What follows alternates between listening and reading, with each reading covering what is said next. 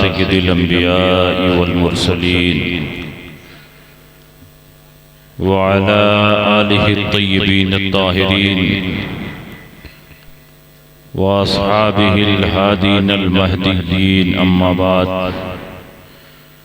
फ़अऊज़ु बिल्लाहि मिनश शैतानिर रजीम बिस्मिल्लाहिर रहमानिर रहीम हल यस्तविल लज़ीना यअलमून वल्लज़ीना ला यअलमून आमन्तु बिल्लाहि सदक़ल्लाहु मौलाना अज़ीम व सदक़ रसूलुहुन नबियुल अमीनुल मकीनुल करीम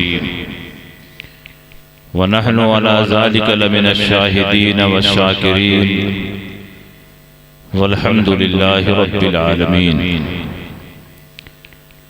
कुछ कहने और सुनने से पेशतर आइए हम और आप मिलजुल कर इंतहाई खुलूस व मोहब्बत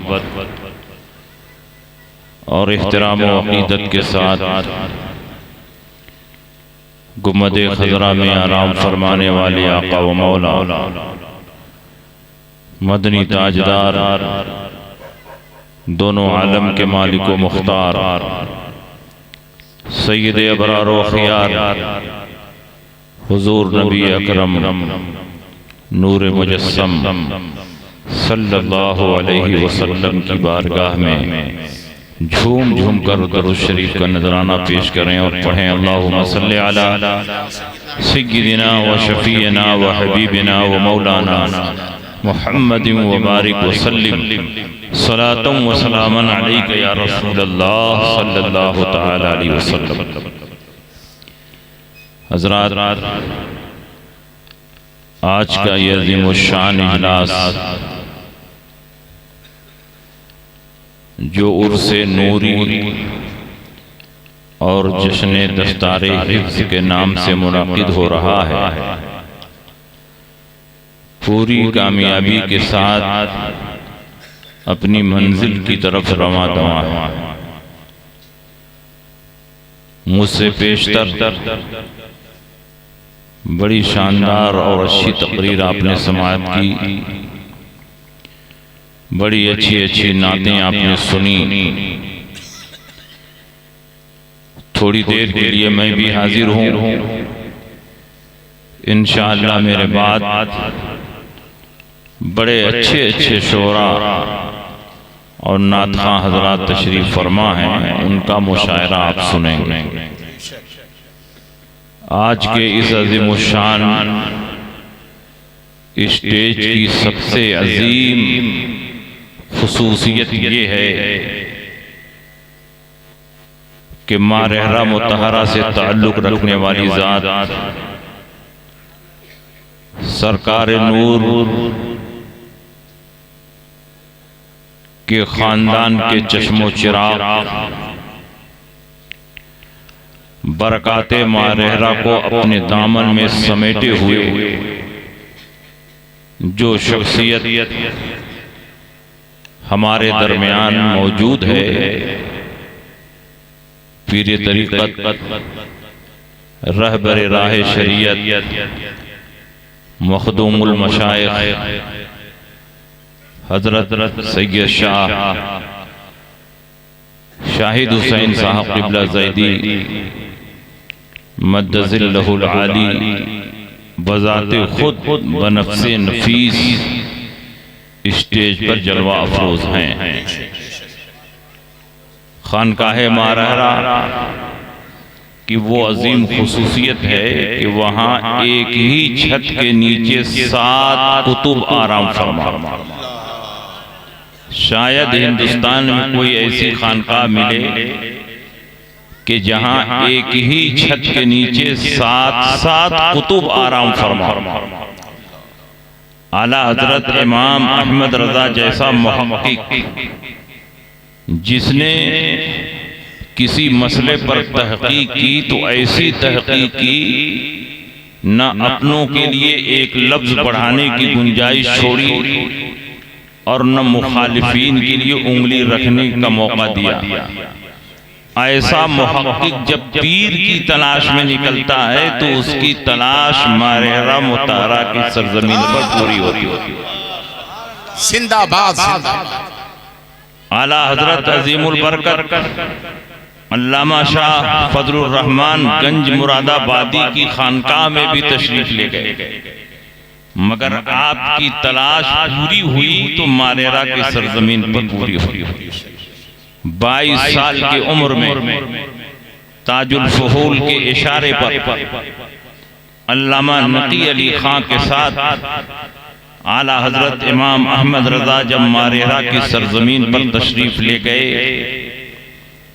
तो उस वक्त के कुतुबुल इरशाद शेखुल मशाइख आले रसूल अहमदी मियाँ अली रहमतो व रिजवान ने आला हजरत इमाम अहमद रजा को अपने सिलसिले में दाखिल फरमाया और मुरीद करते ही जुमला सलासिल की इजाजत व खिलाफत भी अता फरमाया। हुजूर सैयद शाहिद हुसैन साहब जैदी के दादा हुजूर सरकार नूर ने फरमाया कि हुजूर आपका तरीका ये है कि मुरीद करने के बाद बरसों रियासत और मुजाहिदा करवाते हैं, तज़किया नफ्स तत्हीरे कल्ब करवाते हैं, और जब ज़ाहिरो बातिन की हर तरह से सफाई हो जाती है तब इजाजतों खिलाफत से सरफराज करते हैं। और मौलाना अहमद रजा साहब अभी आए, फौरन आपने मुरीद फरमाया और मुरीद करते ही उनको जुमला सलासिल की इजाजत व खिलाफत अता फरमाया। तो हुजूर आले रसूल अहमदी मियाँ अली रहमतो व रिजवान ने क्या फरमाया? आला हजरत इमाम अहमद रजा की शख्सियत पर सनद की हैसियत रखता है आपका जुमला। आपने इरशाद फरमाया कि और लोग मैला कुचैला दिल लेकर आते हैं तो उसको साफ करने के लिए रियाजत और मुजाहिदे की जरूरत पड़ती है। मौलाना अहमद रजा आईने की तरह साफ और शफाफ दिल लेकर आए, उसको साफ करने के लिए रियाजत और मुजाहिदे की जरूरत नहीं थी, तज़किया नफ्स तत्हीरे कल्ब की जरूरत नहीं थी, सिर्फ इत्तिसाले निस्बत की जरूरत थी और मुरीद करते ही निस्बत हासिल हो गई। इसलिए फौरन मैंने अपने सिलसिले की तमाम इजाजतें और खिलाफतें अता फरमाई। नारे तकबीर, नारे रिसालत, मसलके आला हज़रत, फैज़ाने मारहरा मुतहरा। वाह वाह वाह। और उसके बाद वाला जुमला सुनी। हुजूर आले रसूल अहमदी मियाँ अली रहमतो व रिजवान फरमाते हैं कि पहले मुझे बहुत फिक्र थी कि अगर बरोज़े क़यामत अल्लाह ने मुझसे सवाल किया कि ऐ आले रसूल तू मेरे लिए क्या लाया है तो मैं क्या चीज पेश करूंगा, लेकिन अब अल्हम्दुलिल्लाह फिक्र खत्म हो चुकी है। अब अगर अल्लाह ने बरोज़े क़यामत मुझसे ये सवाल किया ऐ आले रसूल तू मेरे लिए दुनिया से क्या लाया है तो मैं मौलाना अहमद रजा को क्या शान है पीर की और क्या शान है उनके मुरीद की। हुजूर आले रसूल अहमदी मियाँ अली रहमतो व रिजवान किसी मामूली शख्सियत के हामिल नहीं थे, अपने दौर के सारे वलियों के सरदार थे और उनके पोते हैं हुजूर सरकारे नूर जिनका नाम है अबुल हुसैन अहमद नूरी। आला हजरत इमाम अहमद रजा फाजिल बरेलवी ने बाज़ उलूम में आपसे भी इत्तिसाब फैज़ किया और अपने शहजादे हुजूर मुफ्ती आज़म हिंद को उन्हीं का गुलाम बनाया। और हुजूर अबुल हुसैन अहमद नूरी जिनको नूरी मियाँ कहते हैं, उनकी बुजुर्गी और करामत का ये आलम कि आला हजरत इमाम अहमद रजा मारेरा शरीफ में मौजूद थे और बरकाती मस्जिद से नमाज पढ़कर सीढ़ियां उतर रहे और पीछे पीछे सरकारे नूर भी तशरीफ ला रहे। सीढ़ियां उतरने के बाद सरकारे नूर ने फरमाया मौलाना आपने बताया नहीं कि आपके घर में विलादत होने वाली, मुबारक हो आपके घर में बेटा पैदा हुआ है और मैंने उसका नाम आलुर रहमा अबुल बरकात मुहियुद्दीन जिलानी रखा। आला हजरत इमाम अहमद रजा ने मारेरा शरीफ में किसी को नहीं बताया कि मेरे घर में मेरी अहलिया मोहतरमा की पैदाइश का वक्त करीब हो गया। उसी आलम में आप मारेरा शरीफ हाजिर हुए और नूरी मियां ने फरमाया कि आपके घर में बच्चे की विलादत हो चुकी है और मैंने उसका नाम आलू रहमा अबुल बरकात रखा और इंशाअल्लाह 6 महीने में पहुंचकर मैं उस बच्चे को अपनी इजाजत और खिलाफत से सरफराज करूंगा। 6 महीने के बाद सरकार नूर बरेली शरीफ तशरीफ लाए और आला हजरत इमाम अहमद रजा से फरमाया कि लाइए बच्चा कहाँ है। चुनांचे हुजूर मुफ्ती आजम हिंद सरकार नूर की गोद में पेश किए गए। सरकार नूर ने उनके मुंह में उंगली दाखिल फरमाकर उनको अपने सिलसिले में मुरीद किया और उसी 6 महीने की उम्र में नूरी मियां ने जुमला हासिल किए जाते तो खिलाफत अता फरमाई और गैब की खबर देते हुए इरशाद फरमाया कि इंशाअल्लाह ये बच्चा वली होगा, इससे खल्क़े खुदा को बहुत फैज़ मिलेगा और ये अपने इल्म से सारी दुनिया को मुनव्वर मुजल्ला करेगा। और जितने तबर्रुकात अपने साथ लेकर आए थे वो सारे तबर्रुकात हुजूर मुफ्ती आजम हिंद की गोद में रख दिए और आला हज़रत से फरमाया कि इन तबर्रुकात को आप संभाल लें। आप जरा अंदाजा लगाएं कि सरकार नूर मारेरा में है और मुफ्ती आजम की विलादत बरेली में हो रही है और उस वक्त टेलीफोन और मोबाइल का दौर नहीं था, लेकिन अपने कश्फ से और गैबी कुव्वत से सरकार नूर ने ये जान लिया कि आला हजरत इमाम अहमद रजा की अहलिया मोहतरमा हमल से हैं और विलादत करीब है। यहाँ तक कि सीढ़ियाँ उतरते उतरते आपने ये भी फरमा दिया कि आपके घर बच्चे की विलादत हो चुकी है और मैंने उसका नाम आलू रहमा अबुल बरकात रखा। नारे तकबीर, नारे रिसालत। खतीबुल हिंद हज़रत अल्लाह मुफ्ती शमशाद साहब क़िबला फैज़ाने मारहरा मुतहरा। आज झगड़ा खड़ा है कि हुजूर अलैहिस्सलाम गैब जानते हैं कि नहीं। अरे नादानो, हुजूर के गैब पर बाद में कलाम करना। हुजूर अलैहिस्सलाम पर मजबूत ईमान रखने वाले वलियों को अल्लाह ने ये गैबी कुव्वत और ये कश्फ़ो करामत अता फरमाई है कि वो रहते हैं मारेरा में, लेकिन बरेली का जर्रा जर्रा उनके निगाहों के सामने रोशन हो। लड़का पैदा हो रहा है कि लड़की पैदा हो रही है वो भी फरमा दे रहा। ये बच्चा मुस्तकबिल में वली होगा ये भी बता दे रहा। तुम कहते हो कल क्या होगा इसका इल्म रसूलुल्लाह को नहीं, और यहाँ सरकार नूरी फरमा रहे हैं कि इंशाअल्लाह ये बच्चा वली होगा, खल्क़े खुदा को इससे बहुत फायदा पहुंचेगा। और अल्हम्दुलिल्लाह जैसा आपने फरमाया एक एक जुमला सादिक आया। हुजूर मुफ्ती आज़म हिंद अपने दौर के सिर्फ वली नहीं थे बल्कि अपने दौर के वलियों के सरदार हुए और इतने बड़े आलिम और फकीह बने कि सारे फुक़हा किसी मसले की तलाश में जहां तक हार जाते वहां हुजूर मुफ्ती आज़म फैसला सुनाते हुए नजर आते। ये शान है हुजूर मुफ्ती आज़म हिंद अलैहि रहमत व रिज़वान, और ये शान है आपके पीरो मुर्शिद हुजूर सरकार नूरी मियां अलैहि रहमत व रिज़वान।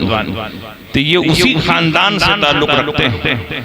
आप लोग इनकी शख्सियत को अभी आप जानते नहीं। इनकी रगों में सरकार दो आलम सल्लल्लाहु अलैहि वसल्लम का खून दौड़ रहा, हजरत फातिमा और हजरत अली का खून दौड़ रहा। ये चमनिस्तान फातिमा के वो महकते हुए फूल हैं कि इनकी खुशबू से आज पूरा आलम मुअत्तर है। और कौन सी जमीन का वो हिस्सा है कि जहां मारेरा मुतहरा का फैजान आज सावन भादो की तरह बरस नहीं रहा।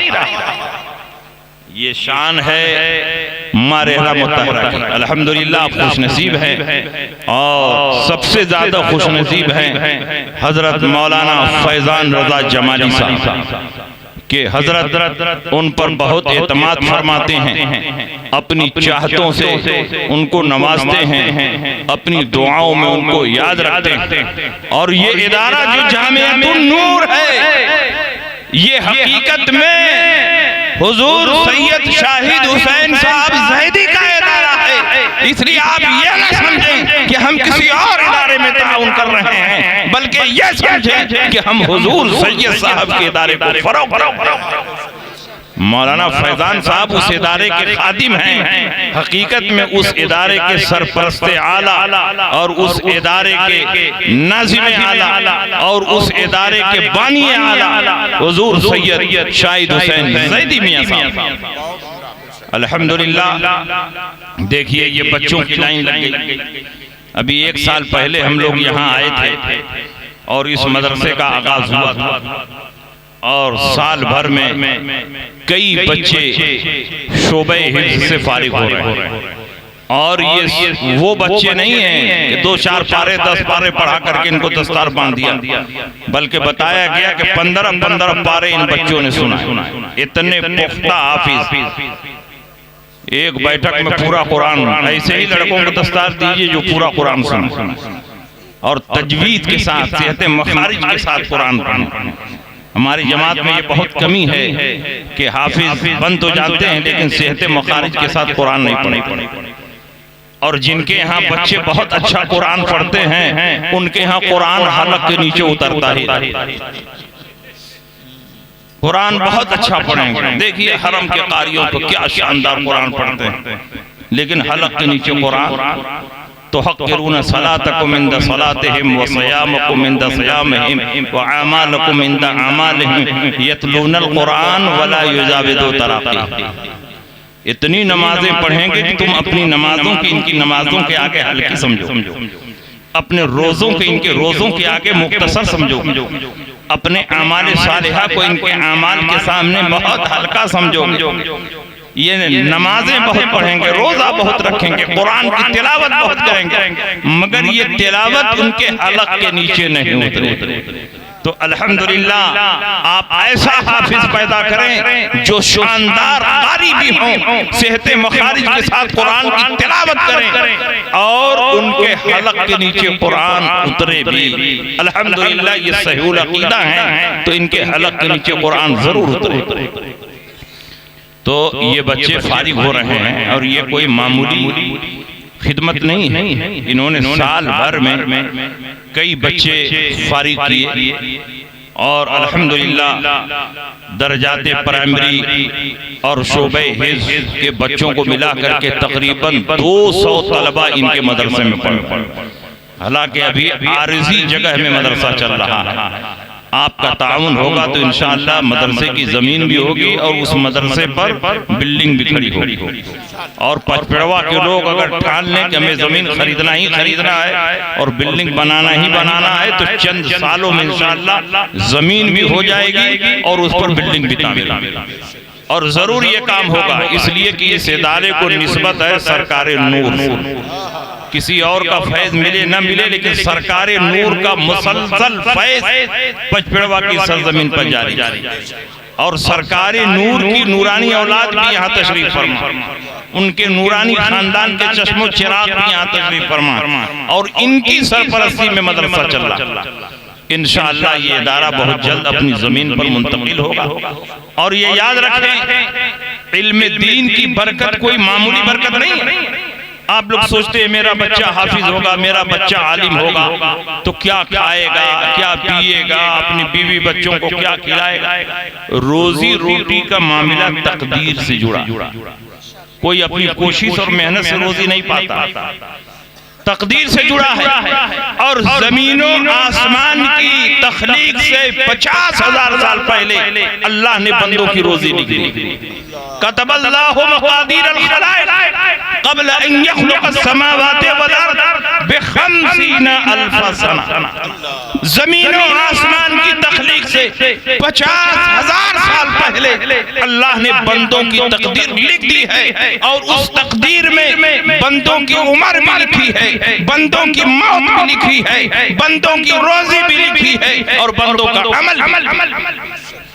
नबी अकरम सल्लल्लाहु अलैहि वसल्लम ने फरमाया कि जब आदमी अपनी माँ के पेट में आता है तो 40 दिन तक नुत्फे की सूरत में होता है, फिर 40 दिन तक खूने बस्ता की सूरत में होता है, फिर 40 दिन तक लुथड़े की सूरत में होता है। 40 120 दिन जब गुजर जाते हैं, सुम्मा यबअसु इलैहि मलकन बिअरबइ कलिमा, तो अल्लाह ताला एक फरिश्तों को 4 बातों के साथ भेजता है।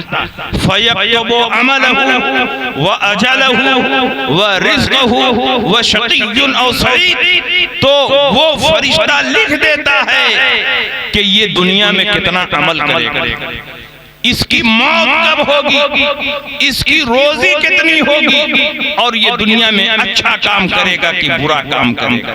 तो आप बताओ, जब अल्लाह ने रोजी लिख दिया है तो हमें रोजी रोटी के लिए फिक्र करने की जरूरत नहीं। जो परवरदिगार आलम चूंटियों को सुराखों में रोजी पहुंचा रहा है, परिंदों को फजाओं में रोटी दे रहा है, मछलियों को पानी की तह में रोजी पहुंचा रहा है, तो क्या हम इंसानों को जो अशरफुल मखलूकात है परवरदिगार आलम यूं ही छोड़ देगा? नहीं। वमा मिन दाब्बतिन फिल अर्दि इल्ला अल्लाह रिज़्क़ुहा, रुए जमीन पर जो भी चलने और रेंगने वाले हैं सबकी रोजी अल्लाह के जिम्मे करम पर है। तो अल्लाह कीड़ों मकोड़ों को रोजी दे रहा है, तो हाफिज़ कुरान को नहीं रोजी देगा, आलिमों को नहीं रोजी देगा। इसलिए हरगिज अपने दिल में ये तसव्वुर न लाएं कि बेटा आलिम बनेगा और बेटा हाफिज बनेगा तो कितनी उसकी तनख्वाह होगी, कैसे कमाएगा, कैसे खाएगा। आज हम लोग जिस हाल में हैं, बहुत कम लोगों को ऐसी जिंदगी नसीब होती है। 2 4 10 फ्लाइट का टिकट हमेशा अटैची में पड़ा रहा, क्या समझ रहे हैं? और लोग इज्जत के साथ बुलाते, तकरीर कराते, नजराना भी देते हैं, हाथ चूम करके गाड़ी तक छोड़ने जाते हैं, रुखसत करते हैं। डॉक्टर की इतनी इज्जत है बताइए, कोई हाथ चूम करके उसको फीस देगा? इंजीनियर की इतनी इज्जत है कि उसको फीस दे तो उसका हाथ चूम करके दे? लेकिन हम लोगों को आप ही लोग बुलाते हैं, नजराना देते हैं, हाथ चूमते हैं, पैर चूमते हैं, जूती सीधी करते हैं, गाड़ी तक रुखसत करते हैं, खाना भी खिलाया, पैसा भी। तो हरगिज अपने दिल में ये तसव्वुर न करें कि बच्चा हाफिज कुरान, आलिम कुरान बनेगा तो कहां से रोजी पाएगा। परवरदिगार आलम ने जितनी रोजी लिख दी है, उस रोजी में से एक जर्रा कोई कम नहीं कर सकता। अल्लाह के नबी सैयद आलम सल्लल्लाहु अलैहि वसल्लम ने एक हदीस कुदसी में इरशाद फरमाया, इन्न रूहल कुद्स नफसा फी रूही अन्न नफ्सन लन तमूत हत्ता तस्तकमिल रिज़्क़हा। अल्लाह ताला ने रूहुल कुद्स के जरिए मेरे दिल में ये इल्हाम डाला है, ये पैगाम पहुंचाया है कि किसी नफ्स पर उस वक्त तक मौत तारी ही नहीं होगी जब तक अपनी रोजी का एक एक जर्रा वो हासिल नहीं।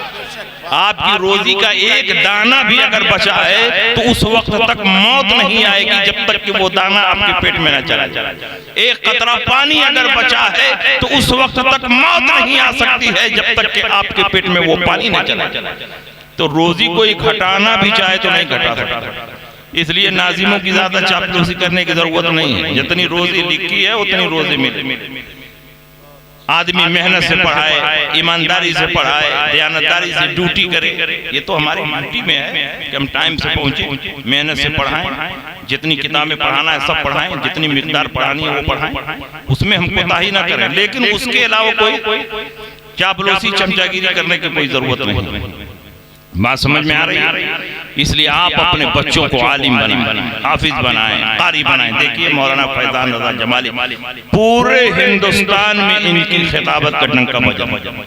हमसे अगर कोई पूछता है कि कोई अच्छा खतीब बताइए तो मैं मौलाना फैजान रजा जमाली साहब का नाम, हालांकि मैं ये नहीं कि हमको मनी आर्डर भेजते हैं इसलिए इनका नाम, बल्कि इनकी तकरीर हमको पसंद आती है। ये अच्छी तकरीर करते हैं, नेक हैं, शरीफ हैं, जिम्मेदार हैं, इसलिए हमसे अगर कोई पूछता है तो मैं इनका नाम पेश करता हूँ अल्हम्दुलिल्लाह। और ये इस लायक है कि इनका नाम पेश किया जाए। ये तो वैसे ही बहुत प्रोग्राम करते हैं, थोड़े हम नाम पेश करेंगे तभी इनकी तकरीर चल ही रही है इनकी तकरीर, लेकिन ये हमारी पसंद है, ये हमारी चाहत है कि इनकी तकरीर हो। तो अल्हम्दुलिल्लाह हम इमाम आजम अबू हनीफा के मानने वाले, और इमाम आजम अबू हनीफा सय्यद नहीं, लेकिन उनको जो इज्जत और अजमत मिली है इल्म दीन की बरकत से मिली। इमाम आजम अबू हनीफा अजमी नस्ल थे, वो फारसी नस्ल थे। उनके दादा कूफा में आकर आबाद हो गए और वो मुसलमान हुए। और उस दौर में हजरत अली कर्रमल्लाहु ताला वजहुल करीम ने कूफा को दारुल खिलाफा बनाया और इमाम आजम अबू हनीफा के दादा हजरत अली से इक्तिसाब फैज के लिए उनकी बारगाह में जाते। एक मर्तबा जब उनके घर में बच्चा पैदा हुआ जिसका नाम साबित रखा गया, तो उनको गोद में लेकर के हजरत अली की खिदमत में पहुंचे और कहा, हुजूर इस बच्चे के लिए दुआ फरमाएं। हजरत अली कर्रमल्लाहु ताला वजहुल करीम ने दुआ फरमाई। और हजरत अली किसी मामूली शख्सियत के हामिल नहीं हैं, ये वो शख्सियत है कि उनके सीने पर हाथ रखकर नबी ने फरमाया, अल्लाहुम्मा इहदि क़ल्बा, ऐ अल्लाह अली के सीने को रोशन फरमा। तो अल्लाह ने अली के सीने को इतना रोशन फरमा दिया कि अली का सीना इल्मे नबी का मदीना बन गया। बड़े बड़े सहाबा जिस मसले को नहीं हल कर पाते, बाबुल इल्म की चौखट पर जाते, क्योंकि रसूल पाक ने उनके इल्म के दबदबे का ऐलान फरमाया, अना मदीनतुल इल्म व अलीयुल बाबुहा, मैं शहरे इल्म हूं और अली उसके दरवाजे। रसूल पाक सैयद आलम सल्लल्लाहु अलैहि वसल्लम इल्म की वुसात को अगर जाहिर फरमाना चाहते तो बहरुल उलूम भी तो कह सकते थे, इल्म का समंदर। लेकिन समंदर में चंद चीजें पाई जाती हैं, मछली है, कुछ और जानवर हैं। समंदर में जरूरत की हर चीज नहीं पाई जाती है, लेकिन रसूल पाक ने इल्म की वुसात को जाहिर करने के लिए बहरुल इल्म नहीं फरमाया। रसूल पाक ने इल्म की चमक को जाहिर करने के लिए और उसकी रोशनी को जाहिर करने के लिए शम्सुल इल्म नहीं फरमाया, शम्सुल उलूम नहीं फरमाया, बल्कि नबी क्या फरमा रहे हैं, अना मदीनतुल इल्म व अलीयुन बाबुहा, मैं शहरे इल्म हूं और अली उसके दरवाजे हैं। इसलिए कि जो शहर होता है उसमें जरूरत की हर चीज मिलती है। लोग दूर दूर से शहर का रुख करते हैं और हर किस्म की जरूरतें शहर में पूरी होती हैं। गोया नबी फरमा रहे हैं कि तुम्हें जिस तरह का इल्म चाहिए वो शहर इल्म में मिलेगा और शहर में दाखिल होने के लिए अली दरवाजा है। उनकी चौखट पर जबीन नियाज को कम करना होगा। अगर इल्म मीरास चाहिए अली की चौखट पे आओ, इल्म फिक्र चाहिए अली की चौखट पे आओ, इल्म हैवानियात चाहिए अली की चौखट पे आओ, जमादात का इल्म चाहिए अली की चौखट पे आओ, इमरानियात का इल्म चाहिए अली की चौखट पे आओ। दुनिया के सारे उलूम तुम्हें कहीं मिले ना मिले, लेकिन शहरे इल्म जो होगा वहाँ सारे उलूम मिलेंगे, जरूरत की हर चीज मिलेगी। और उस शहर में दाखिल होने के लिए अली दरवाजा है, इसलिए अली तक पहुँचना होगा। जब अली तक पहुँचोगे तो तुम नबी तभी तभी। नारे तकबीर, नारे रिसालत, जलसे दस्तारबंदी, अल्लामा मुफ्ती शमशाद साहब क़िबला। हजरत अली करमल्लाहु ताला वजहुल करीम ने दुआ फरमाई और बशारते गैबी भी अता फरमाई। आपने इरशाद फरमाया, इंशाअल्लाह ये बच्चा मुबारक होगा और इस बच्चे से एक ऐसा बच्चा पैदा होगा जो अपने इल्म से सारी दुनिया को मनव्वर मुजल्ला कर देगा। उसी बच्चे का नाम नोमान है और उनके वालिद का नाम साबित है, जिसको हम इमाम आज़म अबू हनीफा के नाम से जानते हैं। बहुत उम्दा, बहुत उम्दा, सुभान। ये हजरत अली की दुआओं की बरकत कि इमाम आज़म अबू हनीफा अजमी नस्ल, फारसी नस्ल है, सादात के घराने में नहीं पैदा हुए, लेकिन बड़े बड़े सादात इमाम आज़म अबू हनीफा का एहतराम और इमाम आज़म अबू हनीफा भी सादात का ऐसा एहतराम फरमाते कि आप दंग रह जाएंगे। इमाम आज़म अबू हनीफा एक मरतबा हजरत इमाम मोहम्मद बाक़िर रज़ी अल्लाह अन्हु की खिदमत में पहुंचे। इमाम बाक़िर का नाम तो आपने सुना है ना, सिलसिले कादरिया के शजरे में आपका नाम है। सैयदे सज्जाद के सदक़े में साजिद रख मुझे इल्म हमेदे बाक़िर इल्म हुदा के। वो मामूली पीर नहीं थे, बल्कि अपने दौर के इमामुल हुदा थे, अपने दौर के इमामुल मुहद्दिसीन थे। वो जलील कद्र ताबई थे, बड़े बड़े फुक़हा और मुहद्दिसीन जिस मसले में हैरान हो जाते, हजरत इमाम बाक़िर उसका हल पेश करते हुए नजर आता। बहुत उम्दा। इमाम आज़म अबू हनीफा जब उनकी खिदमत में पहुंचे तो आपके शागिर्द हजरत अब्दुल्ला इब्ने मुबारक रज़ी अल्लाह ताला अन्हु ने तारुफ करवाया कि ये फ़क़ीह इराक़ अबू हनीफा है।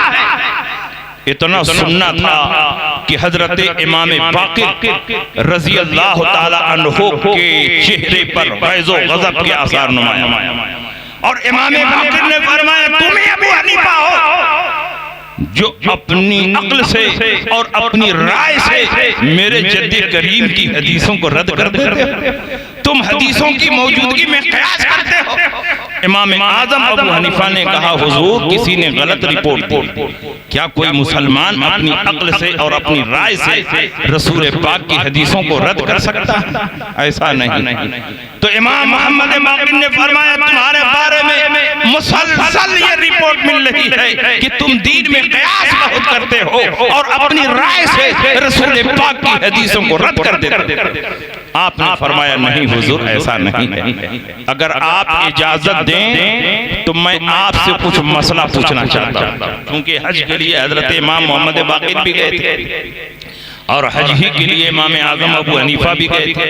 इमाम आज़म ने अपनी जिंदगी में 55 हज किए, 55 हज। और जब हज में जाते जितने मशाइख मुहद्दिसीन सादात आते सबसे इक्तिसाब फैज़ करते, सबसे हदीसें लेते।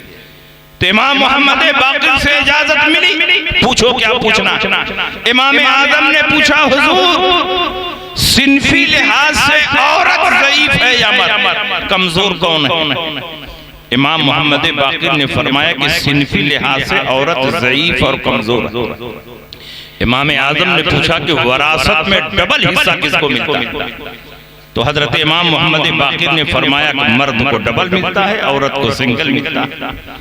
इमाम आज़म ने फरमाया, हुजूर अगर मैं क़यास से फतवा देता, अपनी राय से फतवा देता, तो मैं ये फतवा देता कि औरत को डबल दिया जाए, क्योंकि जो ज़ईफ़ और कमजोर हो उसको माल की हाजत ज्यादा होती है। लेकिन मैं क़यास से फतवा नहीं देता, मैं कुरान की रोशनी में फतवा देता हूँ और कुरान फरमाता है, लिज़्ज़करि मिस्लु हज़्ज़िल उन्सयैन, एक मुज़क्कर को 2 मुअन्नस के बराबर दिया जाएगा, एक मेल को 2 फीमेल के बराबर दिया जाएगा। वही फतवा तो मैं भी देता। फिर कहा, हुजूर इजाजत हो तो एक सवाल और पूछ लो। कहा पूछो। कहा, हुजूर नमाज अफजल है कि रोजा? तो इमाम बाक़िर ने फरमाया कि नमाज अफजल। तो आपने फरमाया कि पीरियड के जमाने में औरतों से जो नमाजें छूट जाती हैं उनकी कज़ा नहीं, और जो रोजे छूट जाते हैं उनकी कज़ा है।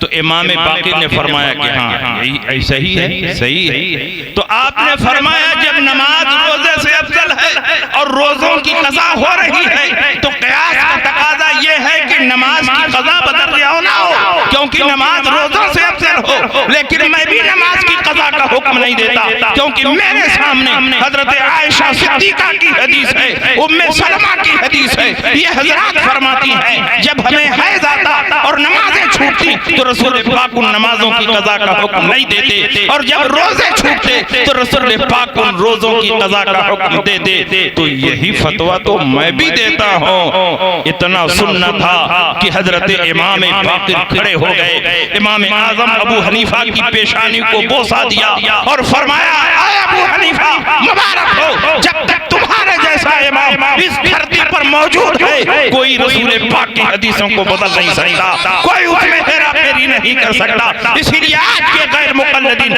इमाम आज़म से चिढ़ते हैं कि जब भी ये हदीसों में धांधली करते हैं तो उलमा ने इमाम आज़म इनकी चोरी पकड़ लेते हैं और इनके चेहरे को बेनकाब कर देते हैं। नारे तकबीर, नारे रिसालत, मसलके आला हज़रत, फैज़ान इमाम आज़म, अरे जिंदाबाद। और जब हजरत इमाम बाक़िर का विसाल हो गया तो उनके साहबजादे हजरत इमाम जाफर सादिक की खिदमत में इमाम आजम अबू हनीफा रहने लगे और तकरीबन 2 साल तक उनकी खिदमत में रहकर आपने इक्तिसाब फैज़ किया। आपसे पूछा गया और उस वक्त इमाम आजम अबू हनीफा बूढ़े हो चुके थे। पूछा गया हुजूर आपकी उम्र कितनी है? तो आपने फरमाया मेरी उम्र 2 साल। लोगों ने कहा हुजूर आप बूढ़े हो गए हैं और फरमा रहे हैं कि मेरी उम्र 2 ही साल। तो फरमाया लौला सनातान लहलकन नौमान, अगर इमाम जाफर सादिक की खिदमत में 2 साल जो मैंने गुजारे, ये 2 साल मुझे न मिले होते तो नौमान इब्न साबित हलाक हो गए होते। मैं अपनी जिंदगी को सिर्फ वही तसव्वुर करता हूँ जो इमाम जाफर सादिक की खिदमत में गुजरी है, और मैं अपनी जिंदगी से उसी को शुमार करता हूँ जिन 2 सालों में मैंने हजरत इमाम जाफर सादिक से हिसाब फैज़ किया। आप जरा अंदाजा लगाओ कि शान के इमाम बने, 86,000 मसाइल का इस्तिंबात और इस्तिखराज, और ऐसे मसाइल नहीं कि जो किताबों में लिखे थे और उसको देख करके फतवा लिखा, बल्कि ऐसे 86,000 मसाइल का इस्तिंबात और इस्तिखराज फरमाया जो बिल्कुल जदीद किस्म के नए मसाइल, और डायरेक्ट कुरान और हदीस से आपने मसाइल का इस्तिंबात और इस्तिखराज फरमाया। 38,000 मसाइल इबादत से मुताल्लिक निकाले और बाकी मसाइल मुआमलात से मुताल्लिक निकाले। मैं चैलेंज के साथ कहता हूँ इस दौर का बड़ा से बड़ा मुफ्ती और मुहक्किक भी किताबें सामने रख करके पूरी जिंदगी फतवा लिखता रहे तो भी 86,000 फतवे नहीं लिख सकता है। आला हजरत इमाम अहमद रज़ा ने 1 लाख से ज्यादा फतवे तहरीर फरमाए। उसके बाद हिंदुस्तान में ऐसा कोई मुफ्ती पैदा ही नहीं हुआ जिसने 1 लाख फतवा लिखा हो, और इमाम आजम अबू हनीफा ने किताबें देखकर जुज़ियात को नकल करके सिर्फ फतवे नहीं तहरीर फरमाए बल्कि जदीद मसाइल को डायरेक्ट कुरान और हदीस से मुस्तंबत फरमाया, और 86,000 मसाइल का इस्तिंबात और इस्तिखराज। इमाम आजम अबू हनीफा के असातिज़ा उनका इतना एहतराम करते थे कि लोग देख करके हैरत करते थे। ये असातिज़ा क्यों उनका एहतराम कर रहे हैं? उनके इल्म की वजह। मैंने पहले बताया कि वो सादात से ताल्लुक नहीं रखते थे, लेकिन बड़े बड़े सादात इमाम आजम अबू हनीफा का एहतराम फरमाते। ये किसकी बरकत है? इल्म नबवी की बरकत है। जो जितना ज्यादा रसूलुल्लाह के इल्म को और दीन के इल्म को सीखेगा और जितनी गहराई और गहराई पैदा करेगा, परवरदिगार आलम दुनिया में उतना ही ज्यादा इज्जत। आप इमाम अहमद रजा को देखें, इमाम अहमद रजा फाजिल बरेलवी रज़ी अल्लाह ताला अन्हु सैयद नहीं बल्कि आला हजरत पठान थे, मुगल पठान, मगर इल्म की वजह से आला हजरत को अल्लाह ने इतनी इज्जत अता फरमाई, इतनी इज्जत अता फरमाई कि बड़े बड़े सादाते किराम आला हजरत इमाम अहमद रजा की दस्तबोसी फरमाते थे, और आला हजरत इमाम अहमद रजा सादाते किराम की दस्तबोसी। ये शान थी आला हजरत इमाम अहमद रजा। तो इल्म की बरकत का अपना एक अलग मकाम, किसी भी बिरादरी का हो, किसी भी गांव का हो, चाहे जैसी भी शक्ल वाला हो, अगर जबरदस्त आलिम है तो सारी दुनिया उसके कदमों में। इमाम वही होगा, बड़े बड़े साथ बिरादरी वाले, बड़े बड़े पेशे वाले, पैसे वाले उसके पीछे उसकी इक्तदा में नमाज पढ़ेंगे और उस इमाम को अपना मुक्तदा और इमाम समझेंगे। ये इज्जत किसकी वजह से मिली? इल्म की वजह से। इमाम आजम अबू हनीफा की बारगाह में बड़े बड़े लोग और निहायत पेचीदा मसला लेकर आते, लेकिन ये ऐसी बारगाह थी और अल्लाह ने इतनी ज़हानत अता फरमाई थी कि चुटकी बजाते इमाम आजम अबू हनीफा उस मसले को हल फरमा देते। एक आदमी अपनी छत पर था और गर्मी में छत पर खड़ा होकर कोई काम कर रहा था। उसको बहुत तेज प्यास लगी, उसने अपनी बीवी से पानी मांगा, पानी लाओ। बीवी काम में फंसी हुई थी, ध्यान नहीं। कुछ देर के बाद फिर उसने कहा कि 1 गिलास पानी लाओ। बीवी काम में फंसी रही, पानी लेकर छत पर न जा सकी। कुछ देर के बाद फिर इसको जलाल आया कि मैंने तुमसे कई बार पानी मांगा और तुमने पानी दिया नहीं, 1 गिलास पानी लेकर आओ, मुझे प्यास लगी। कुछ देर के बाद जब बीबी काम से फारिग हुई तो गिलास में पानी लेकर छत पर जाने लगी। सीढ़ियों को चढ़ती हुई छत की तरफ बढ़ रही थी, अभी बीच सीढ़ी में थी। शौहर ने ऊपर से देख लिया, गुस्से से लाल पीला पहले ही से हो चुका था। अब पानी लेकर आ रही हो, खबरदार, एक कदम भी आगे बढ़ाया तो 3 तलाक, एक कदम पीछे हटाया तो 3 तलाक, गिलास का पानी रखा तो 3 तलाक, गिलास का पानी फेंका तो 3 तलाक, गिलास का पानी पिया तो 3 तलाक। इतना घेर दिया कि अब निकलने की कोई सूरत नहीं। एक कदम आगे बढ़ाए तो तलाक, एक कदम पीछे हटाए तो तलाक, गिलास का पानी फेंके तो तलाक, गिलास रखे तो तलाक, पिए तो तलाक। अब गिलास लेके खड़ी है, कब तक खड़ी रहेगी? घर वाले परेशान, इस फकीह के यहाँ, उस फकीह के यहाँ, इस मुहद्दिस के यहाँ, सबके यहाँ दौड़ गए, किसी ने कोई हल नहीं निकाला। सबने कहा तलाक से बचने की कोई सूरत नहीं, कब तक खड़ी रहेगी? आखिर उसको आगे पीछे तो होना ही पड़ेगा। जैसे ही एक कदम आगे बढ़ाएगी तलाक पड़ जाएगी, एक कदम पीछे हटाएगी तलाक पड़ जाएगी, और जिंदगी भर तो खड़ी रहेगी। तो घर वालों को समझ में आया कि इमाम आजम अबू हनीफा का बड़ा नाम है, नौजवान आलिम है, उनकी ज़हानत का बड़ा चर्चा है, जरा उनसे भी पूछें वो क्या फरमाते हैं। इमाम आजम की खिदमत में घर वाले पहुंचे, पूरा मसला बयान किया। इमाम आजम ने फरमाया कि वो औरत इस मुसीबत से निजात भी पा जाएगी और तलाक से भी बच जाएगी। कहा हुजूर जल्दी बताइए, बहुत देर से खड़ी है। तो कहा कि औरत को तलाक भी नहीं पड़ेगी और इस निजात से, इस मुसीबत से निजात मिल जाएगी। कहा हुजूर तब जल्दी करम फरमाइए। कहा कि मोहल्ले की चंद मजबूत औरतों को इकट्ठा कर लो, मर्दों का नहीं पर्दे का मसला है। और उस जमाने में आरसीसी सीढ़ियां नहीं होती, बल्कि पटरे की सीढ़ी होती थी, जब चाह खड़ा किया, जब चाह खींच लिया। तो कहा सबसे पहले मैं पानी का मसला हल करता हूं, उसके बाद सीढ़ी का मसला। एक कपड़े को गिलास में डाल करके पूरा पानी कपड़े में जज्ब कर लो, गिलास का पानी खत्म हो जाएगा। न फेंकना पाया गया, न पीना पाया गया, न गिराना पाया गया, कुछ नहीं। पानी का मसला जब हल हो जाए तो चंद औरतें मिलकर के सीढ़ी को धीरे धीरे नीचे खींचे, जमीन पर लेटा दें, और ये औरत बगल से पांव रखे और निकल जाए। एक कदम न आगे बढ़ाना पाया गया, न एक कदम पीछे बढ़ाना पाया गया। औरत तलाक से भी बच जाएगी, इस मुसीबत से भी निजात पा जाएगी। जहां बड़े बड़े फुक़हा और मुहद्दिसीन का दिमाग नहीं पहुंचा, वहां इमाम आजम अबू हनीफा का दिमाग पहुंचा। इसीलिए हजरत इमाम अबू सईद मजरूदी फरमाते हैं, लौ वज़िना अक़्लु निस्फ़ अहलिल अर्ज़ बिअक़्लि अबी हनीफा लरजहा अक़्लु अबी हनीफा। अगर आधी दुनिया के इंसानों की अक्ल को तराजू के एक पल्ले पर रखा जाए और अबू हनीफा की अक्ल को तराजू के दूसरे पल्ले पर रखा जाए तो अबू हनीफा का पल्ला भारी भारी।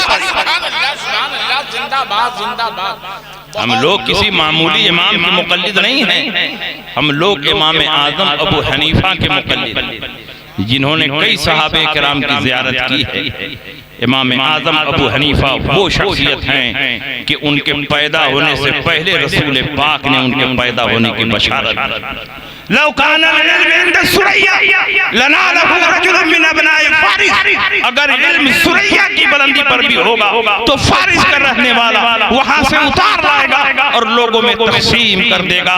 इमाम अब्दुल वहाब शारानी ने मिज़ानुल शरीयतुल कुबरा में लिखा है, और अल्लामा जलालुद्दीन सयूती ने तबीजुस सहीफा में लिखा है, क़द बशर नबी सल्लल्लाहु अलैहि वसल्लम बिल इमाम अबी हनीफा फी हाज़ल हदीस अल्लज़ी अखरजहु अबू नुऐम फिल हिलिया अन अबी हुरैरा। हजरत अबू नुऐम ने हिलिया में अबू हुरैरा के वास्ते से जो हदीस नकल फरमाई है, इस हदीस का मिस्दाक और इस बशारत का मिस्दाक कोई और नहीं बल्कि इमाम आज़म अबू हनीफा बशारत नबवी के मिस्दाक बनकर आए इमाम आज़म अबू हनीफा रज़ी अल्लाह। ये शान है इमाम आज़म अबू हनीफा। और कभी कभी तो ऐसा हैरत अंगेज मसला निकालते कि सारे मुहद्दिसीन हैरत में पड़े। एक आदमी इमाम आज़म की खिदमत में आया, कहा हुजूर मैंने खजाना दफन किया था, लेकिन एक जमाना गुजर गया और मैं भूल गया हूँ कि कहाँ खजाना दफन किया, मुझको याद नहीं आया। लिहाजा हुजूर अगर आप बता दें कि खजाना मैंने कहाँ दफन किया था तो बड़ा करम हो। इमाम आजम ने फरमाया कि तुमने खजाना कहाँ दफन किया ये मैं कैसे बता सकता, मुझको लोग दीन का फकीह और दीन का आलिम कहते हैं, अगर शरीयत का कोई मसला पूछते तो मैं बता भी देता। अब खजाना तुमने कहाँ दफन किया ये मुझको क्या मालूम। अगर आज का जर फुकवा होता तो कहता 1100 जमा करो, अभी मैं बताता। वो 1100 तो डूब ही जाता, खजाना भी नहीं। इमाम आज़म ने फरमाया दीन का मसला पूछो, शरीयत की बात पूछो। कहा हुजूर इतने बड़े मुहद्दिस हैं, इतनी सारी हदीसें आपको याद हैं, किसी हदीस की रोशनी में जुगाड़ नहीं बना सकते कि मेरा खजाना मिल जाए। इमाम आज़म ने फरमाया ठीक है, तुमने मेरे बारे में उसने जन रखा तो मैं एक तरकीब बताता। इशा की नमाज पढ़ने के बाद ताज़ा वुज़ू करो, मस्जिद के कोने में खड़े हो जाओ और 100 रकात नफली नमाज पढ़ो। दिल में पुख्ता इरादा करो कि आज 100 रकात नफली नमाज पढ़ना ही पढ़ना, और 2-2 रकात करके नमाज पढ़ना। सलातुल लैल मसना मसना, रात की नफली नमाज 2-2 रकात करके पढ़ना ये अफजल है, और 4-4 रकात करके पढ़ना ये भी जायज़ है। उसने कहा ठीक है। इमाम आज़म ने फरमाया जाओ 100 रकात पढ़ो, फिर हमको कल रिपोर्ट दो। ये आदमी चला हाथी की तरह झूमते हुए कि अगर 100 रकात पढ़ने से खजाना मिलता है जिसमें हरज क्या, पढ़ के देख लेते हैं। इशा की नमाज पढ़ने के बाद फिर ताज़ा वज़ू किया, मस्जिद के कोने में खड़ा हो गया और दिल में पुख्ता इरादा किया कि आज 100 रकात नफली नमाज पढ़ना ही पढ़ना, और अभी पहली 2 रकात की नियत बांधा। एक रकात पढ़ चुका था और दूसरी रकात में पहुंचा। जैसे ही दूसरी रकात में पहुंचा झट दे याद आ गया खजाना खाना। अब जो खजाना याद आ गया तो कौन नमाज पढ़ता, नियत तोड़ ताड़ के फावड़ा तलाश करने लगे। उसके बाद जमीन की खुदाई शुरू किया, अल्लाह के फजल से खजाना मिल गया। दूसरे दिन इमाम आज़म अबू हनीफा की खिदमत में पहुंचा, कहा हुजूर बड़ा अच्छा नुस्खा आपने बताया, बड़ी अच्छी तरकीब बताई, नमाज भी नहीं पढ़नी पड़ी और खजाना मिल गया। कहा क्या हुआ, जरा हमको भी कुछ बताओ। कहा क्या हुआ, जैसा आपने बताया तो वैसे ही मैंने किया। पहले तो इशा की नमाज पढ़ा और फिर ताज़ा वज़ू किया, मस्जिद के कोने में खड़ा हो गया और 100 रकात नफली नमाज पढ़ने की नियत किया। अभी पहली 2 रकात में पहुंचा, पहली 2 रकात की नियत बांधा था, एक रकात पढ़ चुका था, दूसरी रकात में पहुंचा था, जब तक तो झट से याद ही आ गया। कहा तब क्या हुआ, कहा क्या होता, नमाज खजाने के लिए तो नमाज पढ़ रहा था, खजाना मिल गया तो नमाज तोड़ ताड़ के मैं खुदाई शुरू किया, खजाना हम कहा कि अरे नालायक, कम से कम वो 2 रकात तो कंप्लीट कर लिया होता। अल्लाह के शुक्राने में मुझे मालूम था कि शैतान तुमको पूरी रात इबादत करने नहीं देगा, इसलिए कि रसूल पाक ने सही हदीस में इरशाद फरमाया है जब बंदे मोमिन नफली नमाज के लिए खड़ा होता है तो शैतान उसके दिल में तारी हो जाता है, यख्तरो बिबालिही व यक़ूलु उज़कुर कज़ा उज़कुर कज़ा उज़कुर कज़ा, उसके दिल में तारी हो जाता है और एक एक भूली हुई चीजों को याद दिलाता है। इसको याद करो तुम भूले हुए हो, इसको याद करो तुम भूले हुए हो। शैतान का मकसद ये होता है कि इन्हीं चीजों में इसको उलझा दिया जाए ताकि नमाज न पढ़ सके। मुझे मालूम था कि शैतान तुम्हारी नमाज में जरूर आएगा, भूली हुई चीजों को याद दिलाएगा, और जब याद दिलाएगा तो उसी में तुम्हारा खजाना भी याद दिला देगा। लेकिन ये नहीं मालूम था कि पहले ही दिन आ जाएगा और पहले ही 2 रकात में आ जाएगा। इस हदीस को किसने नहीं पढ़ा, सारे मुहद्दिसीन ने पढ़ा, सारे फुक़हा ने पढ़ाया, लेकिन इस हदीस की रोशनी में खजाना भी तलाश किया जा सकता है। वहां तक किसी का दिमाग नहीं पहुंचा, वहां तक अगर दिमाग पहुंचता है तो इमाम आज़म अबू हनीफा का। इसलिए अल्हम्दुलिल्लाह ये जो मदरसा है मज़हबे हनफी का तर्जमान है, और इस दौर में मज़हबे हनफी की पहचान मसलक आला हजरत से होती है। आला हजरत इमाम अहमद रज़ा ने पूरी जिंदगी फिक़्ह हनफी की हिफाजत की है, एक इंच भी आला हजरत इमाम अहमद रजा ने इमाम आजम अबू हनीफा के मसलक से इनहिराफ नहीं किया। कौले इमाम पर पूरी मजबूती के साथ डटे रहे और पूरी जिंदगी कौले इमाम पर फतवा देते रहे। इसलिए इमाम आजम अबू हनीफा की बारगाह से आपको ये एजाज और ये इनाम दिया गया कि अहमद रजा मसलक तेरा होगा लेकिन मेरे नाम से पहचाना जाएगा। मसलक इमाम आजम अबू हनीफा का दूसरा नाम मसलक आला हजरत इमाम अहमद रजा। तो आला हजरत इमाम अहमद रजा का मसलक कोई अलग मसलक नहीं, कोई पांचवा मसलक नहीं, कोई नया मसलक नहीं है, बल्कि मजहब इमाम आजम अबू हनीफा का नाम मसलक आला हजरत। इसलिए अल्हम्दुलिल्लाह हम और आप मसलक आला हजरत पर पूरी मजबूती के साथ डटे रहें और याद रखें कि आला हजरत इमाम अहमद रजा पर गौसे पाक का ऐसा अजीम फजल है, गौसे पाक का ऐसा साया करम है कि पूरी जिंदगी गौसे पाक ने इमाम अहमद रजा की जबान और इमाम अहमद रजा के कलम की हिफाजत। जबान अहमद रजा की होती है लेकिन बातें गौसे पाक। आप हयात आला हजरत उठाकर देखें, जमात अहले सुन्नत के बहुत बड़े मुहद्दिस, बहुत बड़े पीर, बहुत बड़े आलिम रब्बानी, पीर तरीक़त शेखुल मशाइख हजरत पीर शेर मोहम्मद शरफपुरी रहमतुल्लाह अलैह बयान फरमाते। एक रात मैंने ख्वाब देखा, ख्वाब में सरकार गौसे पाक की ज़ियारत हुई। मैंने सरकार गौसे पाक से पूछा, हुजूर इस वक्त पूरी दुनिया में आपका नायब कौन है? तो सरकार गौसे पाक ने फरमाया, इस वक्त पूरी दुनिया में मेरा नायब मौलाना अहमद रजा खान बरेली। शरकपुर से चलकर वो बरेली है। शरकपुर आज पाकिस्तान में, शरकपुर से चलकर बरेली आया। आला हजरत इमाम अहमद रजा के बैठक में दाखिल हुए। आला हजरत पहले से बैठकर उनका इंतजार ही कर रहे थे। जैसे ही आला हजरत के चेहरे पर नजर पड़ी, आला हजरत को सलाम किया, आला हजरत से मुसाफा किया, आला हजरत के हाथ को चूम लिया। अल्लामा शरफपुरी ने आला हजरत के हाथ को चूमा, पलटकर आला हजरत ने उनके हाथ को चूमा। अल्लामा शरफपुरी ने कहा, हुजूर मैंने अपना नाम नहीं बताया, मैंने अपना नसब नहीं बताया, मैं कहां से आ रहा हूं ये भी नहीं बताया और मेरा तारुफ भी नहीं है इससे पहले, तो आपने मेरा हाथ क्यों चूम लिया? मैंने तो आपका हाथ इसलिए चूमा कि आप हिंदुस्तान के सबसे बड़े आलिम और फकीह हैं, आपने मेरा हाथ क्यों चूम लिया? मैंने तो अपना कोई तारुफ नहीं करवाया, अपना नसब नहीं बताया, अपना खानदान नहीं बताया। आला हजरत इमाम अहमद रजा फरमाते हैं कि जो ख्वाब में सरकार गौसे पाक को देखकर आ रहा हो वो इस लायक है कि सिर्फ उसका हाथ नहीं बल्कि उसका पांव भी चूमा जाए, इसलिए मैंने तुम्हारे हाथ को बोसा। नारे तकबीर, नारे रिसालत, मसलके आला हजरत, फैजाने मारहरा मुतहरा।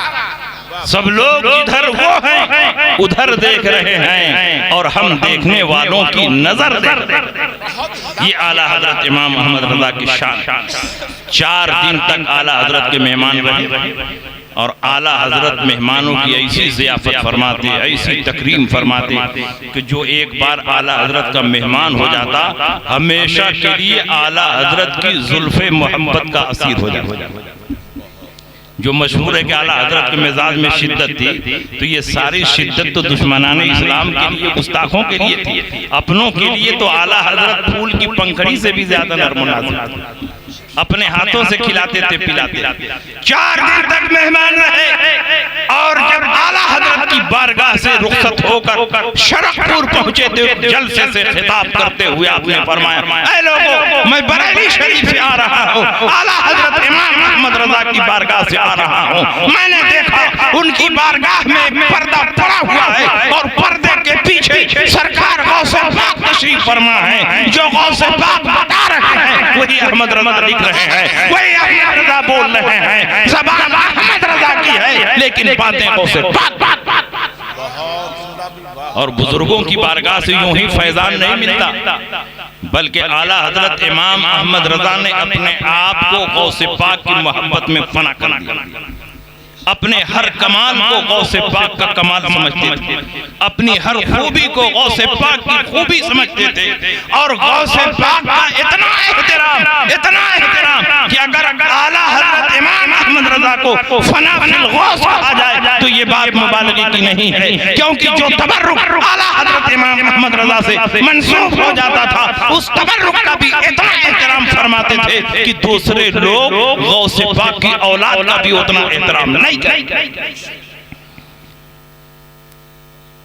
सैयद मोहम्मद कशोशवी, जिनको हम लोग मुहद्दिस आजम कशोशवी के नाम से जानते हैं, जब मदरसे से फारिग हो गए, आखिरी बात है सुन, जब मदरसे से फारिग हो गए तो घर वालों ने सोचा कि इनको बड़ा मुफ्ती और मुनाजिर बना, और बड़ा मुफ्ती और मुनाजिर बनने के लिए सिर्फ किताबें पढ़ना काफी नहीं है, मुफ्ती बनने के लिए किसी माहिर जुज़ियात मुफ्ती की निगरानी में जब कई साल ट्रेनिंग न दे और कई साल फतवा नवेशी न करे, उस वक्त तक फतवा नवेशी की बारीकियों को नहीं समझ। और मुनाजिर बनने के लिए भी किसी मुनाजिर की बारगाह में रहकर मुनाजरे का दांव पेश सीखना भी जरूर। सिर्फ किताबें पढ़कर न कोई मुनाजिर बन सकता है, न कोई फकीह बन सकता है। तो घर वालों ने पूरे हिंदुस्तान पर निगाह दौड़ाई तो आला हजरत इमाम अहमद रजा से बेहतर न कोई फकीह था और न कोई मुनाजिर। घर वालों ने फैसला किया कि इनको इमाम अहमद रजा की खिदमत में भेज दिया। चुनांचे सैयद अहमद अशरफ अलैहि रहमत व रिज़वान लेकर पहुंचे, आला हजरत की बारगाह में पेश किया, कहा हुजूर ये शहजादे आपके पास रहेंगे और आप इनसे जो चाहें खिदमत। आला हजरत इमाम अहमद रज़ा ने फरमाया कि बेशक शहजादे मेरे पास रहें, फतवा नवेसी की ट्रेनिंग हासिल करें, मुनाजरे की बारीकियों को सीखें, मेरे पास जो कुछ है वो सब इनके जिद्दे करीम का दिया हुआ है, ये बेशक मेरी बारगाह में। एक दिन आला हजरत के मेहमान रहे, दूसरे दिन आला हजरत इमाम अहमद रज़ा ने उनको अपनी बारगाह में तलब किया। चारपाई पर एक तरफ आला हजरत इमाम अहमद रज़ा हैं और दूसरी तरफ हुजूर मुहद्दिस आजम कशोशवी को बैठे और फतवा नवेसी की जिम्मेदारी देने से पहले आला हजरत ने अपनी जेब से 11 रुपया निकाला। खादिम से कहा जाओ पहले तबर्रुक लेकर। खादिम गया और 11 रुपये का तबर्रुक लेकर आला हजरत ने चारपाई के बीच में तबर्रुक रखा और गौसे पाक के नाम फातिहा पढ़ा। जब फातिहा हो गई तो आपने अपने हाथ से तबर्रुक उठाया और मुहद्दिस साहब को दिया, लीजिए आप खा लिया। उन्होंने खा ली। फिर आला हजरत ने बाकी तबर्रुक जो सामने आपके खुद्दाम मुतक़िदीन मुरीदीन बैठे थे उनको दिया कि आप लोग आपस में तक़सीम करके खा लें। उन्होंने भी आपस में बांट बांट खा ली। मुहद्दिस आज़म का बयान है, अचानक मैंने देखा आला हजरत इमाम अहमद रज़ा अपनी चारपाई से नीचे उतर गए। मैंने सोचा शायद कोई जरूरत होगी और घर में जाना चाह रहे होंगे, लेकिन नहीं, मैंने देखा जमीन पर बैठ गए और जैसे सजदे में सर झुकाया जाता है वैसे ही आला हजरत इमाम अहमद रज़ा जमीन पर अपना सर झुकाने लगे। मैंने जमीन पर गौर से देखा तो मैंने ये देखा कि तबर्रुक बांटने वालों की गलती से तबर्रुक का एक छोटा सा जर्रा जमीन पर गिरा हुआ है और आला हजरत इमाम अहमद रज़ा उसको अपने हाथ से नहीं बल्कि झुककर अपनी जबान से उठाने की कोशिश कर रहे हैं। जिसके दिल में सरकार गौसे पाक के तबर्रुक के एक छोटे से जर्रे का इतना एहतराम हो, सरकार गौसे पाक का कितना एहतराम होगा और रसूल पाक का कितना एहतराम होगा। इसीलिए पूरी जिंदगी आला हजरत इमाम अहमद रज़ा सरकार गौसे पाक की अजमत और उनके नामूस पर पहरा देते रहे। हिंदुस्तान में रहकर सरकार गौसे पाक की इज्जत पर होने वाले तमाम हमलों का दिफा करते रहे, नामूस रिसालत पर होने वाले हमलों को रोकते रहे। आला हजरत इमाम अहमद रज़ा ने गौसे पाक की बारगाह में अपने आप को इतना हकीर बना करके पेश किया है कि हम और आप उसका तसव्वुर नहीं कर सकते। तुझसे दर से सर और सर से है मुझको निस्बत, मेरी गर्दन में भी है दूर का डोरा तेरा, मेरी किस्मत की कसम खाएं सगाने बगदाद हिंद में रह के भी देता रहूं। जिंदाबाद जिंदाबाद।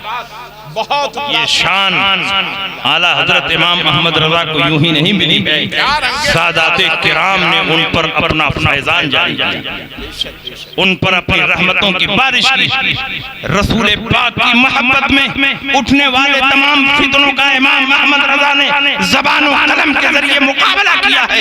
इमाम अहमद रजा ने ये फिक्र नहीं की कि लोग मुझको क्या कहेंगे, गालियां देने वाले गालियां देते रहे, खुतूत में गालियां लिखकर आला हजरत की बारगाह में भेजते रहे। साथ छोड़ने वालों ने इमाम अहमद रजा का साथ छोड़ दिया, लेकिन इमाम अहमद रजा ऐसे आशिक़े मुस्तफा थे कि पूरी जिंदगी ज़बान और कलम के जरिए नामूसे रिसालत की हिफाजत करते रहे। और आला हजरत इमाम अहमद रजा इस शान से दुनिया से रुखसत हो रहे हैं कि इधर बरेली में आला हजरत इमाम अहमद रजा की रूह निकल रही है, और उधर बैतुल मक़दिस मुल्क के शाम में रसूल पाक सय्यद आलम सल्लल्लाहु अलैहि वसल्लम अपने सहाबा के साथ आला हजरत इमाम अहमद रजा का इंतजार करते हैं।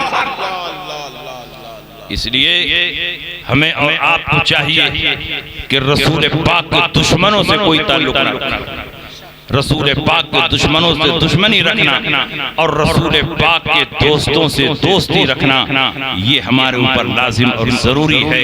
और यही मसलक आला हज़रत का डिमांड है, यही मुतालबा है, यही बुजुर्गान दीन का मुतालबा है, यही उनका पैगाम है। लहद में इश्क़ रुके शह का दाग लेके चले, अंधेरी रात सुनी थी चिराग लेके चले, तेरे गुलामों का नक्श कदम राहे खुदा, वो क्या बहक सके जो ये सुराग लेके चले। वाखिर दावाना अल्हम्दुलिल्लाह रब्बिल आलमीन। आप हज़रात दस्तार बंदी का वो पुरकैफ मंजर जिसे देखने के लिए सरे शाम से मुस्तरिब हैं, चंद ही लम्हों के बाद आपकी निगाहों के सामने होगा।